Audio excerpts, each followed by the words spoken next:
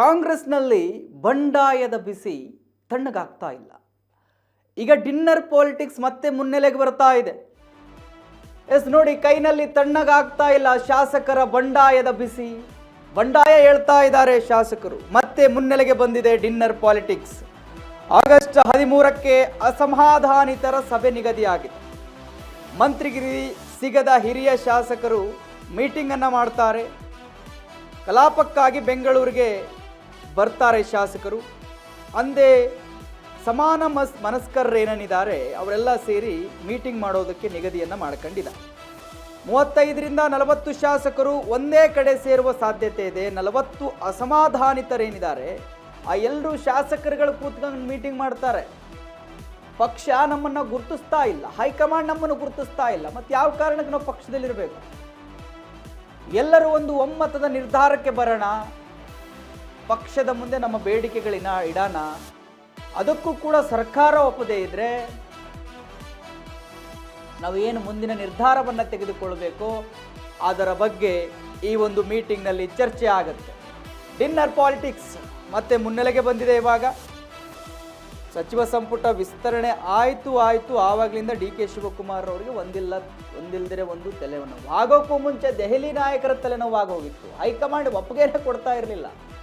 ಡೆಲ್ಲಿಗೆ ಹೋಗೋದು ವಾಪಸ್ ಬರೋದು, ದೆಹಲಿಗೆ ಹೋಗೋದು ವಾಪಸ್ ಬರೋದು, ಇದೇ ಆಗ್ತಾ ಇತ್ತು. ಈಗ ನೋಡಿದ್ರೆ ಯಾವಾಗ ಸಚಿವ ಸಂಪುಟ ವಿಸ್ತರಣೆ ಆಯಿತು ಆವಾಗಲಿಂದ ಸಚಿವರು ಬಂಡಾಯ ಎದ್ದಿದ್ದಾರೆ. ನಮ್ಮ ನಾಯಕರಿಗೆ ಸಚಿವ ಸ್ಥಾನ ಸಿಕ್ಕಿಲ್ಲ, ನಮ್ಮ ಸಮುದಾಯಕ್ಕೆ ಸಿಕ್ಕಿಲ್ಲ, ನಮ್ಮ ಜಿಲ್ಲೆಗೆ ಸಿಕ್ಕಿಲ್ಲ ಅಂತ ಹೇಳಿ ಆ ಜಿಲ್ಲೆಯ ಆ ಪ್ರದೇಶದ ಕಾರ್ಯಕರ್ತರು, ಅಭಿಮಾನಿಗಳು ಎಲ್ಲರೂ ಕೂಡ ರೊಚ್ಚಿಗೆದ್ದಿದ್ದಾರೆ, ಆಕ್ರೋಶ ಹೊರ ಹಾಕ್ತಾ ಇದ್ದಾರೆ. ಅದರ ನಡುವೆ ಕೆಲವರಿಗೆ ಸಮಾಧಾನ ಪಡಿಸುವ ಕೆಲಸವನ್ನು ಡಿ ಕೆ ಶಿವಕುಮಾರ್ ಅವರು ಮಾಡಿದ್ದಾರೆ. ಕೆಲವರು ರಾಜೀನಾಮೆ ಕೊಟ್ಟಿದ್ದಾರೆ ಆಲ್ರೆಡಿ, ಇನ್ನು ಕೆಲವರು ಕೊಡ್ತೀನಿ ಅಂತ ಹೇಳಿದರು. ಡಿ ಕೆ ಶಿವಕುಮಾರ್ ಅವರು ಯಾವಾಗ ಬೇಡ ಕಾಯಿರಿ ಸಿಗುತ್ತೆ ಅಂತ ಹೇಳಿ ಮನವೊಲಿಸುವ ಪ್ರಯತ್ನ ಮಾಡಿದಾಗ ಕೆಲವರು ಮನವೊಲಿದಿದೆ, ಬಟ್ ಇನ್ನು ಕೆಲವರಿದ್ದಾರೆ ಅಸಮಾಧಾನಿತರು. ಇವರೆಲ್ಲರೂ ಬೇಸರ ಆಗಿದೆ, ಇವರಿಗೆ ಆಕ್ರೋಶ ಕೂಡ ಬರ್ತಾ ಇದೆ. ಬಹಳ ನಿರೀಕ್ಷೆ ಇಟ್ಕೊಂಡು ಕೂತಿದ್ರು. ಹಿರಿಯ ನಾಯಕರು ಕೂಡ ಒಂದು ಬಾರಿ ಅಲ್ಲ 4ರಿಂದ 5 ಬಾರಿ ಗೆದ್ದಿದ್ದಾರೆ. ಸಚಿವ ಸ್ಥಾನವನ್ನು ನಿಭಾಯಿಸಿ ಅನುಭವ ಇದೆ, ಆದರೂ ಕೂಡ ಅವರಿಗೆ ಸಿಕ್ಕಿಲ್ಲ. ಆ ಕಾರಣಕ್ಕೆ ಎಲ್ಲರೂ ಕೂಡ ಸಿಟ್ಟಿಗೆದ್ದಿದ್ದಾರೆ, ಅಸಮಾಧಾನಿತರಾಗಿದ್ದಾರೆ.